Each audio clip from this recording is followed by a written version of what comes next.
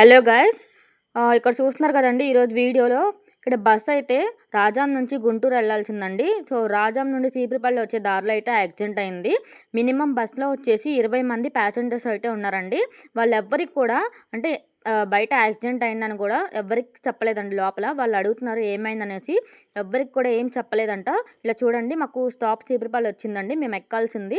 మమ్మల్ని మేము డోర్ చూస్తుంటే లాక్ అయిపోయిందని చెప్పారు. తీరా చూస్తుంటే ఇక్కడ నిచ్చెనేసి ఎమర్జెన్సీ డోర్లో నిచ్చెనేసి ఎక్కిస్తున్నారండి జనాల్ని. ఒకసారి మీరే చూస్తున్నారు కదా. సో ఆ రకంగా బస్ అయితే యాక్సిడెంట్ చేసుకొని వస్తున్నారు. వాళ్ళు ఎటువంటి రెస్పాన్సిబిలిటీ లేకుండా ప్యాసింజర్స్ని అక్కడే దింపేయకుండా మళ్ళీ వేరే బస్ మార్చకుండా ఎలా వస్తున్నారో చూడండి. ఇతనేనండి డ్రైవర్ అయితే. అసలు అతను ఏంటంటే కొంచెం అంటే డ్రంక్ అండ్ డ్రైవ్లో అయితే లేరు. కొంచెం అంటే యాక్సిడెంట్ అయింది కదా, అతనంటే కొంచెం భయపడిపోయారు. అతను ఏమడిగినా కూడా అంటే మేము బాగు చేయిస్తామండి, విజయనగరం తీసుకెళ్ళి బాగు చేపిస్తాము, మీరు ఎక్కడని చెప్తున్నారు. అక్కడ దారిలో కూడా చీపురుపల్లి నుంచి విజయనగరం వెళ్ళే దారిలో కూడా ఏదైనా యాక్సిడెంట్ అయితే ఎవరిది గ్యారంటీ అండి అని అడిగితే మాత్రం వాళ్ళైతే విజయనగరం ఫోన్ చేస్తుంటే అక్కడ ఎవ్వరు రెస్పాండ్ అవ్వట్లేదండి. ఈ పై ఆఫీసర్ ఎవరైతే ఉన్నారో, ఈ బస్ వచ్చేసి కూడా నవీన్ ట్రావెల్స్ అండి. పై ఆఫీస్ ఎవరైతే ఉన్నారో ఒక్కళ్ళంటే ఒక్కళ్ళు కూడా మనకి రెస్పాన్సిబిలిటీ కానీ, ఒక కాల్ కానీ ఆన్సర్ కాల్ లిఫ్ట్ చేయడం కానీ ఎవ్వరు కూడా మనకి రెస్పాండ్ అయితే అవ్వలేదండి. సో మీరు ఒకసారి చూడండి, ఈ వీడియో ఒకసారి వీలైనంత వరకు షేర్ చేయండి. ఎందుకు అంటే మీరు ఎవరైనా సరే ఎక్కేటప్పుడు ఇలా బస్సు ఏదైనా జరిగిందంటే కనుక మీరు వెంటనే రెస్పాండ్ అవ్వండి. అండ్ అలాగే మెయిన్గా వచ్చేసి ట్రావెల్ బస్కి ఎవరైనా సరే ఇద్దరు డ్రైవర్స్ ఉంటారండి. యాక్చువల్లీ ఇక్కడ ఒక డ్రైవర్ అండ్ ఒక క్లెండరే ఉన్నారనమాట. నెక్స్ట్ ఇంకో డ్రైవర్ వచ్చేసి విజయనగరంలో ఎక్కాలి.